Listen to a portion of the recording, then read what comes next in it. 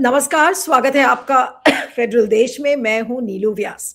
प्रधानमंत्री नरेंद्र मोदी ने राज्यसभा में राष्ट्रपति के अभिभाषण पर धन्यवाद प्रस्ताव के बहाने राहुल गांधी से लेकर इंदिरा गांधी, नेहरू पर चुन चुन कर हमला किया, या यूं कहें कि पूरे भाषण में गड़े मुर्दे उखाड़ते रहे। कांग्रेस की हर नीति की आलोचना की और यह बताने की कोशिश किया कि उनको नेहरू की गलतियों को सुधारने में खुद को खपाना पड़ रहा है।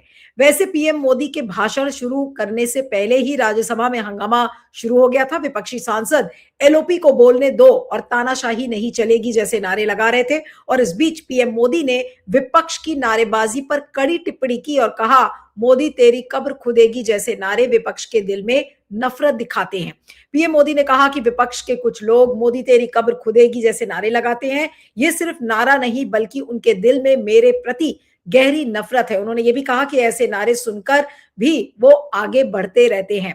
साथ में उन्होंने बहुत सारी और भी चीजें कही कि कांग्रेस के पास कोई विजन नहीं है, कोई आइडिया नहीं है। सारी गलतियां तो उन्होंने नेहरू और इंदिरा गांधी की बताई। साथ में उन्होंने ये कहा कि भारत अब भविष्य के लिए पूरी तरह से तैयार है, और उन्होंने अपनी यूरोपियन यूनियन के साथ जो डील हुई थी, ट्रेड डील, और साथ में जो अभी अमेरिका के साथ जो डील हुई है, उस पर उन्होंने बहुत ज्यादा पीठ थपथपाने की कोशिश किया कि देखिए हमने कितना बड़ा काम कर दिया है और अब हम विश्व में किसी देश के साथ हम कंपीट कर सकते हैं, प्रतिस्पर्धा कर सकते हैं। ये एक बहुत बड़ा उपलब्धि है। लेकिन उस डील का, जो अमेरिका के साथ की डील थी, उसका कोई भी डिटेल उन्होंने शेयर नहीं किया, बल्कि सुबह जो विदेश मंत्री हैं एस जयशंकर, उन्होंने कहा कि भाई ये डील तो फाइनल नहीं है और इसके डिटेल्स पीयूष गोयल यानी कि जो वाणिज्य मंत्री हैं उनको पता है। तो कुल मिलाकर जो प्रधानमंत्री की स्पीच है उसको किस तरीके से देखा जाए, जहां तक ये डील्स का सवाल है उस पॉइंट ऑफ व्यू से भी, और राजनीतिक रूप से भी अगर हम इसका विश्लेषण करें तो उनकी स्पीच क्या थी। जयराम रमेश ने कहा कि ये एक इलेक्शन स्पीच थी। तो आज इनकी स्पीच को, उनके भाषण को हम थोड़ा सा क्रिटिकली एनालाइज करने की कोशिश करेंगे। हमारे साथ कल्लोल भट्टाचार्य हैं, जो कि assistant senior foreign affairs editor हैं हिंदू में। Thank you so much Kallol for joining. T K Rajalakshmi है, डेप्यूटी एडिटर फ्रंटलाइन की। आपका भी स्वागत है। और आज की चर्चा मैं कल्लोल से शुरू करती हूँ, क्योंकि लोगों को ये लग रहा था कि मोदी जी अमेरिका के साथ हुई व्यापार समझौते के बारे में कुछ डिटेल्स बताएंगे, लेकिन उन्होंने डिटेल्स नहीं बताया, सिवाय इसके कि अब हम भारत को भविष्य में तैयार कर रहे हैं। आप तो फॉरेन अफेयर्स कवर कर रहे हैं, आपको क्या लगा कि आपने एक्सपेक्ट किया था कि मोदी जी अपने भाषण में कुछ डिटेल्स शेयर करेंगे, लेकिन उन्होंने नहीं किया? शुक्रिया नीलू जी, आपने इनवाइट किया इस प्रोग्राम के लिए। देखिए, भारत को भविष्य के लिए तैयार करना है, इसके बारे में तो कोई दो राय नहीं है, और ना ही इस बात को कोई ओपोज करेगा या फिर कोई इसके अगेंस्ट कोई कुछ सोचता भी है, क्योंकि सभी चाहते हैं कि भारत भविष्य के लिए तैयार हो और भारत सशक्त बने, समृद्ध बने। बट जो इशू इस वक्त का पार्लियामेंट के सामने था वो ये कि इतना बड़ा एक वाणिज्य जो एक एग्रीमेंट, कमर्शियल एक ट्रीटी हो रहा है, एक ट्रेड एग्रीमेंट हो रहा है सुपर पावर के साथ, यानी कि दुनिया का सबसे ताकतवर इकोनॉमी है जो देश है अमेरिका के साथ भारत का, और इतना एक प्रेस्टिजियस एक एग्रीमेंट, इसे कोई डिटेल्स अब तक हमारे सामने नहीं है।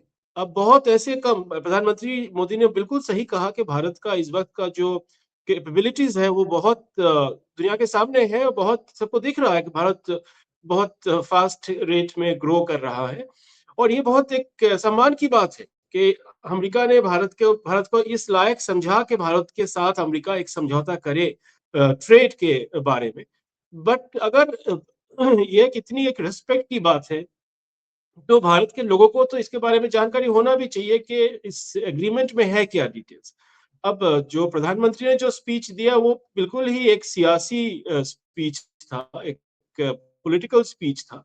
ऑपोजिशन के बारे में ही उन्होंने ज्यादा बातें की है। तो बात यह है कि हमारी तो जो एक्सपेक्टेशंस था वो ये कि जाने के डील के डिटेल्स क्या है, क्योंकि प्रधानमंत्री सबसे बड़े नेता है देश के, सरकार को चलाते हैं वो सरकार के मुखिया है, तो उनके पास तो डील के डिटेल्स होंगे। तो पर डील के डिटेल्स अगर पार्लियामेंट के फ्लोर पर अगर वो देश के साथ साझा नहीं कर रहे हैं तो वो कब करेंगे उस डील के डिटेल्स। अब देखिए, अभी संसद का ये सत्र चल रहा है और प्रधानमंत्री मोदी अभी 7 और 8 तारीख को मलेशिया जाएंगे। तो इन सब जो ट्रेंड्स है वो ऐसा लगता है कि जो प्रधानमंत्री शायद पार्लियामेंट को वो सब डिटेल्स और पार्लियामेंट को उतना कॉन्फिडेंस में नहीं लेना चाहते जितना कि ट्रेडिशनली हम लोग सोचते हैं, क्योंकि पार्लियामेंट एक फ्लोर नहीं, सिर्फ एक सेटिंग और एक हिस्टोरिक एक प्लेटफॉर्म देता है प्रधानमंत्री को, और वो हर प्रधानमंत्री को मिला है।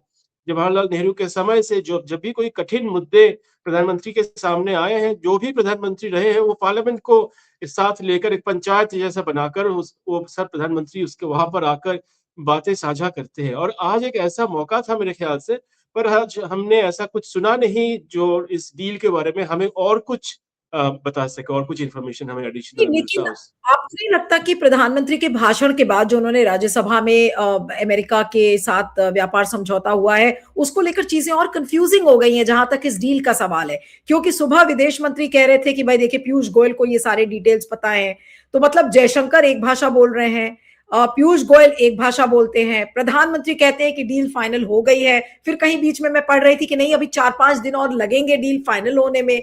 सच्चाई क्या है आखिर इस डील की? क्या प्रधानमंत्री को आज संसद के सामने, अगर ये इतनी बड़ी उपलब्धि थी, तो क्या उनको इसके बारे में संसद के पटल पर लोगों को नहीं बताना चाहिए था? देखिए, एक बात बहुत फ्रैंकली अगर हम डिस्कस करें, क्योंकि हम सब प्रोफेशनल जर्नलिस्ट्स हैं, जो पीयूष गोयल जी ने जो कहा कि जो सेंसिटिव जो एरियाज हैं इकोनॉमी के, यानी कि एग्रीकल्चर और इस तरह के जो एरियाज हैं, उन एरियाज को हमने ट्रेड के लिए नहीं खोला है अमेरिका के समक्ष। बट बात ये नहीं कि मान लीजिए सोयाबीन का जो इशू है, सोयाबीन भारत के लिए स्ट्रेटेजिक एक कमोडिटी है एग्रीकल्चर के फील्ड में, सोयाबीन का सेक्टर आपने नहीं खोला, पर अगर आपने पशु खाद, जिसको हम एक तरह के जो चिकन फीड या फिर काउ फीड, जिसमें सोयाबीन से रिलेटेड और भी जो चीजें हैं, उसको अगर आपने खोल दिया है, तो सोच लीजिए जो सोयाबीन जो है एग्रीकल्चर का एक तरह का बहुत बड़ा एक स्टेपल है हमारे देश का, उससे जुड़े हुए और भी सेक्टर्स खुल जाएंगे। तो ये जो डिटेल्स है, ये डिटेल्स हमारे कॉमर्स मिनिस्टर हो या फिर प्रधानमंत्री मोदी खुद हो, देश को एक वक्त आएगा जब देश ये सब चीजें जानना चाहेगा कि जी आपने कहा सेंसिटिव एरियाज खोले नहीं गए, तो जो बाकी जो जो एक तरह के ऑक्सिलियरी एरियाज है, जो साइड के एरियाज है, जो भी वो मेन फ्रेम से जुड़ा हुआ है, उन सब एरियाज को आपने खोला है कि नहीं? क्योंकि तो बहुत सारे सवाल हैं। और ऐसे अगर जब तक ये डीले किया जाएगा, क्योंकि देश में एक तरह की इंटरेस्ट बहुत बढ़ रहा है, सारे किसान और जो ऐसे तो मीडिया में है ही इस बारे में इंटरेस्ट के, जो एग्रीकल्चर लीडर्स जो है बीकेयू से लेके और भी अलग अलग ऑर्गेनाइजेशन के लीडर्स जो हम लोगों को फोन कर रहे हैं जानने के लिए कि भाई साहब थोड़ा बता दीजिए इस डील में है क्या, क्योंकि हमें कुछ नहीं मिल रहा है। तो हम उनको कहते हैं कि आप जरा फॉक्स न्यूज के वीडियोस देख लीजिए, क्योंकि अमेरिका से खबरें आ रही है अभी, तो हमारे यहाँ से बिल्कुल। तो खबर नहीं आ रहा है। तो अमेरिका के चैनल्स देखिए, तो भारत के किसान नेता जो है वो लोग इसके बारे में बहुत मतलब उत्सुक है जानने के लिए। वो कंफ्यूजन फैल रहा है, जितना डिले किया जाएगा क्लैरिफिकेशन इशू करने में, उतना ही कंफ्यूजन फैलेगा। कल्लोल, सबसे बड़ी बात तो ये है कि इस डील के बारे में अमेरिकन साइड से सब बात कर रहे हैं, चाहे वो कैरोलिन लेविट हो जो व्हाइट हाउस की स्पोक्स पर्सन है, या फिर उनके US trade representative I think mister ग्रियर, he is also talking on various news channels talking about the details. लेकिन ऐसा क्या हो गया कि हमारे प्रधानमंत्री को ही इसके डिटेल्स शेयर करने में प्रॉब्लम हो रही है? देखिए, ये बात तो सिर्फ एक एग्रीमेंट की नहीं है, क्योंकि ये कोई बेल्जियम या फिर सिंगापुर नहीं है जिसके साथ आपने एक समझौता किया है। ये दुनिया का सुपर पावर है। तो ये ऐसा एक एग्रीमेंट को एक प्रोसेस के जरिए अगर वो फिल्टर करते और लोगों के सामने और भी पहले लाते, तो मेरे ख्याल से वो फायदे में होते। बट इस वक्त का जो सिचुएशन है वो ये है कि डोनाल्ड ट्रंप एक बहुत ही टेम्परामेंटली अनप्रेडिक्टेबल किस्म के एक लीडर है। और अगर उन्होंने कुछ चीजें साझा की है, जैसे कि उन्होंने कहा कि एग्रीकल्चरल प्रोडक्ट्स इंडिया खरीदेगा, तो ये तो खैर कोई हमारे तरफ से कुछ ना कुछ तो प्रॉमिस किया गया होगा उनको ना। उसके अलावा वो कैसे कुछ बोल देंगे, क्योंकि इतने बड़े वो नेता है वेस्टर्न वर्ल्ड के। तो मुझे लगता है कि हमारे तरफ से जो भी प्रोमिस किए गए हैं वो कोई कोई छोटी बात नहीं की गई होगी, इसके बहुत रिस्पॉन्सिबिलिटी के साथ ही भारत सरकार की तरफ से कुछ वादे किए गए होंगे। बट अभी वो देखना बाकी है कि हमारे तरफ से कौन से प्रोमिस किए गए हैं और कब और कितना वो सब जो चीजें हैं वो हमारे पब्लिक डोमेन में हमारी सरकार शेयर करेगी। मैं राजलक्ष्मी के पास आती हूँ। जो राजनीतिक परिदृश्य था पूरे उस प्रधानमंत्री के भाषण का, उसको क्या कहा जाए? उन्होंने ममता बनर्जी को भी छोड़ा नहीं, उन्होंने उनकी भी आलोचना की कि भई वो घुसपैठियों को वो एक तरीके से वैलिडेट कर रही हैं और जुडिशरी के ऊपर प्रेशर डालती हुई नज़र आ रही हैं। उसके बाद कांग्रेस में इंदिरा गांधी और नेहरू जी के लिए तो सिवाय आलोचना के और कुछ है ही नहीं उनके पास। क्या कहेंगे कि एक तरीके से आज जो स्पीच उन्होंने दिया और जो राष्ट्रपति के अभिभाषण पर जिस तरीके का जवाब मोदी जी को देना चाहिए था, क्या वो जवाब मोदी जी दे पाए? क्योंकि राहुल गांधी के ऊपर तो तमाम अंकुशें थी कि भाई आपको ये नहीं बोलना, आपको वो चीजें बोलनी है जो राष्ट्रपति के अभिभाषण में थी। तो राष्ट्रपति के अभिभाषण में क्या नेहरू और गांधी की आलोचना थी? प्रधानमंत्री ने तो खूब उसके बारे में बोला। आज उनके लिए तो ना सभापति ने कुछ बोला और ना ही स्पीकर उनके लिए कुछ बोलेंगे। खैर वो उन्होंने लोकसभा में तो बात ही नहीं किया। तो ये तो स्पष्ट है कि प्रधानमंत्री पर कोई रूल जो है लागू नहीं होता है।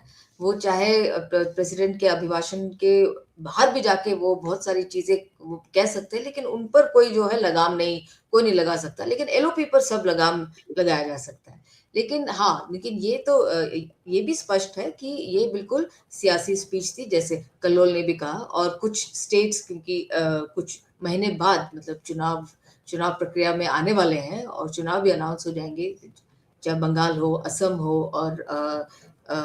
और ये क्या कहते हैं केरल हो। तो इनके इनके इनके कॉन्टेक्स्ट में जो भी स्टेटमेंट्स आज पार्लियामेंट के पटल में कही गई वो उन्हीं के संदर्भ में था।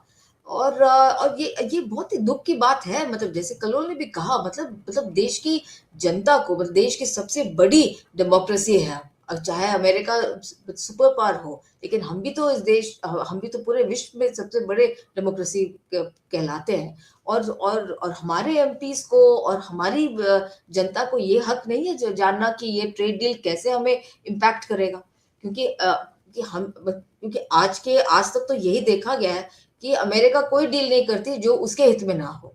तो ये तो हमें मान के ही लेके चलना चाहिए कि जो भी डील साइन किया गया ये ज्यादातर अमेरिकन इंटरेस्ट में है बनस्पत इंडियन इंटरेस्ट में।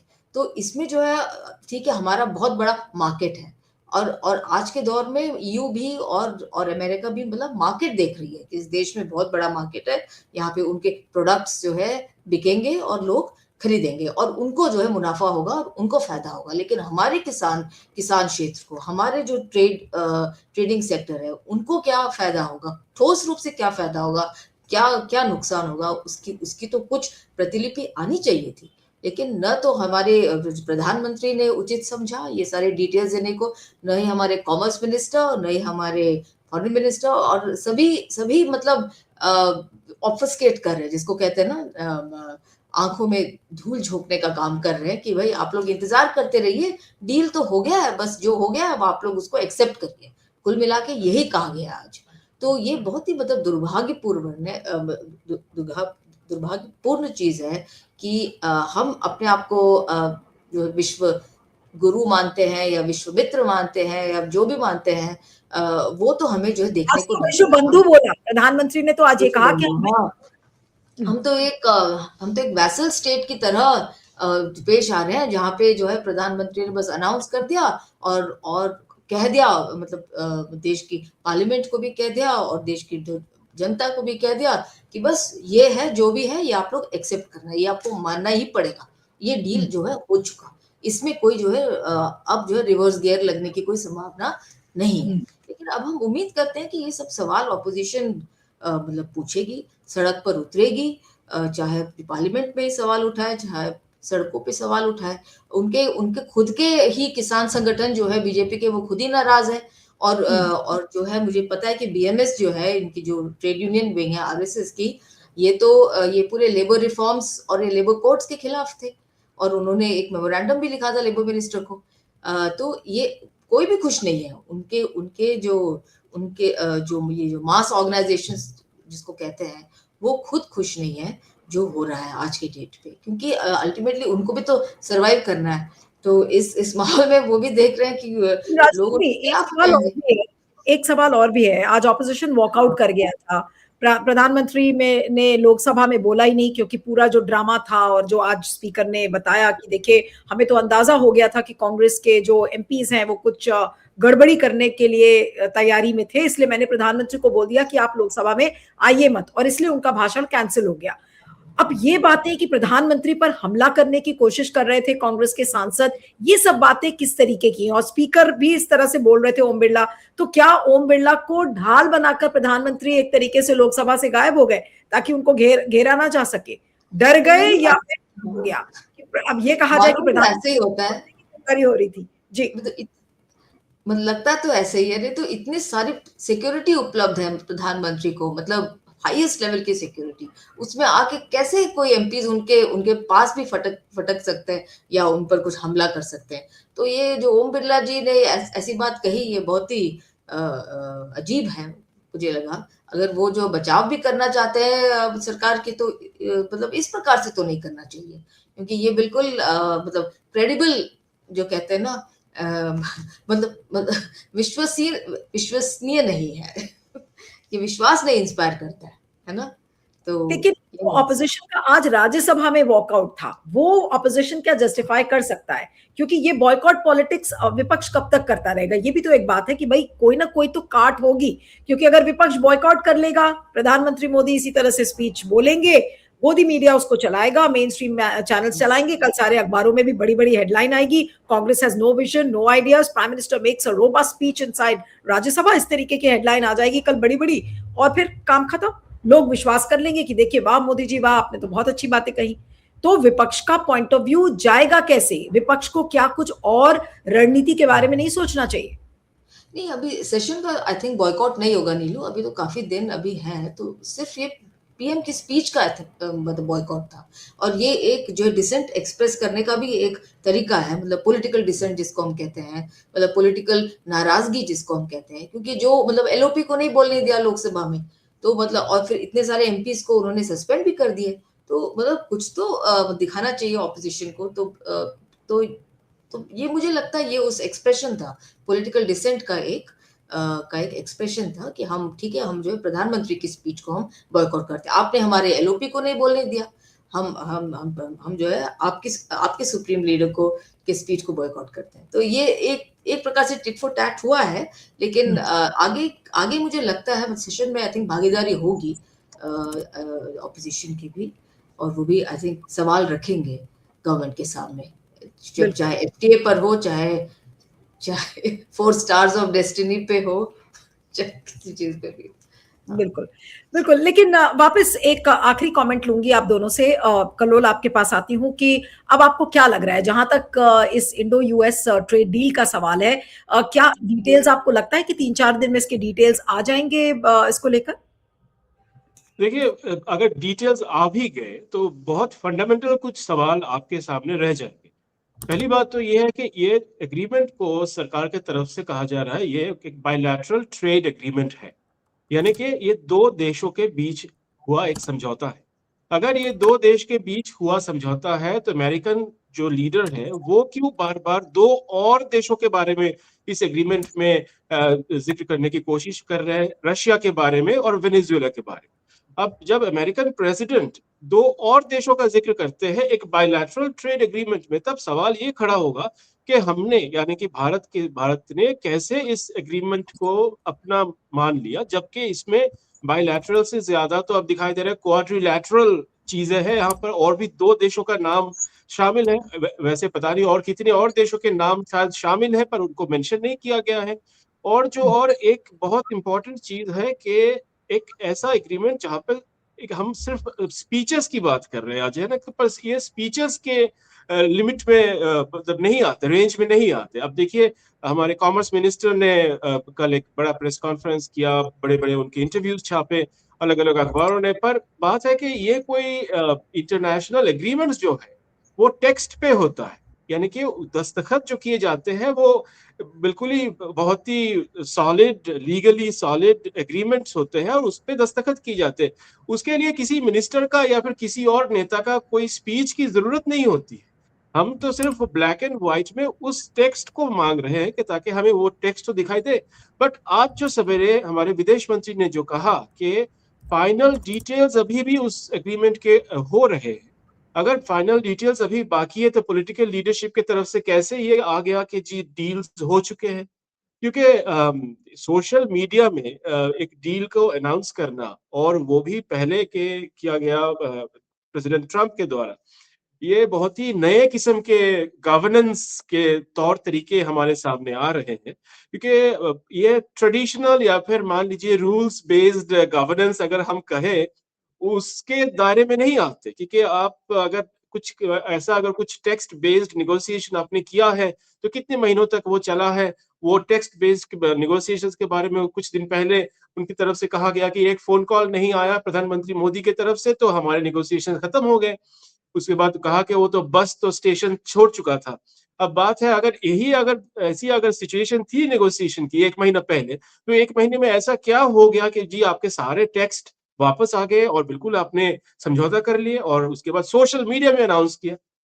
तो ऐसे जो क्वेश्चंस है ऐसे ये जाने वाले नहीं है, क्योंकि बहुत बहुत इंपॉर्टेंट सवाल है कि रशिया के तरफ से जो कंसर्न है, अब रशिया भी काफी चिंतित होगा कि भाई मेरा नाम किसी 2 और देश एग्रीमेंट कर रहा है, वहां पर मेरा नाम क्यों है? तो रशिया, अब वेनेजुएला तो खैर आप सब जानते हैं वेनेजुएला के साथ क्या हो रहा है, पर रशिया का नाम क्यों है उस ट्रेड एग्रीमेंट में? ये सब मुद्दे उठते रहेंगे, क्योंकि मेरे ख्याल से ये तो बस शुरुआत है इस डिस्कशन का, बहुत ही बड़ा ट्रेड डील है और बिल्कुल। ये तो बस शुरुआत है। बिल्कुल। राजलक्ष्मी अंत में क्या कहेंगी और अब क्या आपको लगता है कि कोई समझौता या कोई इस तरीके का कंसेंसस ट्रेजरी बेंचेस और विपक्ष के बीच में हो सकता है? क्योंकि अभी first half of the budget session है, दूसरा हाफ अभी अप्रैल में होगा, लेकिन जिस तरीके से शुरुआत हुई है, आपको लग रहा है कि बिजनेस हाउस का चल पाएगा कुछ, या फिर ये वाला जो शुरू का एक फ्रिक्शन दिख रहा था वो अब खत्म हो गया है प्रधानमंत्री की स्पीच के बाद, अब मुझे लग रहा है कि शायद मंडे से हाउस चले? आपको क्या उम्मीद लगती है? नहीं, नीलू आप देखिए कि पार्लियामेंट्री प्रोसेसेस को ही मतलब ट्रेजरी बेंचेस या सरकार कितना इंपॉर्टेंस देते हैं, आप बताइए, है ना? जब आप जैसे जैसे हम अभी ये डिस्कस ही कर रहे हैं कि जो प्रधानमंत्री अनाउंस कर रहे हैं, ठीक है, पार्लियामेंट में कि डील हमने साइन कर दिया, पर ये उचित नहीं समझते कि उस डील के बारे में कुछ जो है विस्तृत से कुछ व्याख्यान वो करें, ठीक है? तो मतलब एक इश्यू है, ठीक है, एक इश्यू आत्मसम्मान की अमेरिकन्स के साथ, मतलब अल्टीमेटली अगर देशों में कोई डील अगर अनाउंस भी होता है, कुछ डील स्ट्राइक होता है या कोई ट्रीटी या कोई समझौता जो भी है, वो एक जॉइंटली अनाउंस होता है, मतलब एक तरफा। ये बहुत ही अजीब तरीके से ये हो रहा है, और एक तो सोशल मीडिया पे होना वो तो और भी अजीब है। मतलब एक तो ये तो मतलब ट्रम्प की मतलब दादागिरी है, ये तो अमेरिकन दादागिरी है कि भाई हम अनाउंस कर देंगे और भारत जो भी है उसको एक्सेप्ट कर लेगा।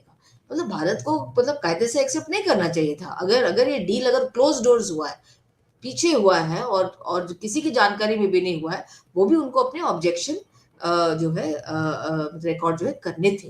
लेकिन यहाँ पे तो बिल्कुल गर्व के साथ कहा जा रहा है कि भाई डील हो गया है और भाई हम आपको जानकारी नहीं देंगे। और तो ये है कि मतलब पार्लियामेंट को भी जो हल्के में लेना, ये सरकार ये ये बिल्कुल देखा जा रहा है ऑफन कि ये जो है पार्लियामेंट को बिल्कुल हल्के में ले रहे हैं। बिल्स वगैरह आ जाते हैं बिल्कुल क्रूशियल मतलब सेक्टर्स में, क्रूशियल एरियाज में बिल्स ऐसे जो है पेश हो जाते हैं बिना कोई डिस्कशन के, और स्टैंडिंग कमेटी या किसी पार्लियामेंट्री कमेटी में रेफर भी नहीं होते। जब तक ऑपोजिशन हल्ला नहीं मचाता तब तक वो जो रेफर नहीं होते।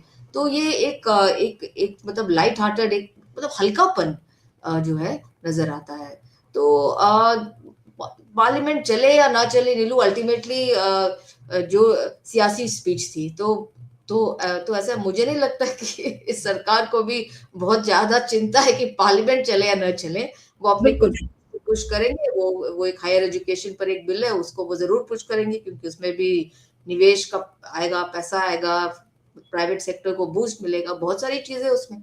तो वो जो है चाहेंगे कुछ उनके कुछ बिल्स जो है पारित हो जाए, उसके लिए ऑपोजिशन रहे न रहे, लोकसभा में तो पास कर ही देंगे, और अगर राज्यसभा में न हुआ तो उसके स्टैंडिंग कमेटी में उसको जो रेफर कर देंगे, है ना? तो बस ये जो अभी जो स्टेट असेंबली इलेक्शंस है वही है, मतलब पूरा फोकस मुझे लगता है अब इस गवर्नमेंट का उसी पे रहेगा। बिल्कुल। चलिए, आप दोनों का बहुत-बहुत शुक्रिया। Rajalakshmi Kallol, thank you so much for joining. शुक्रिया।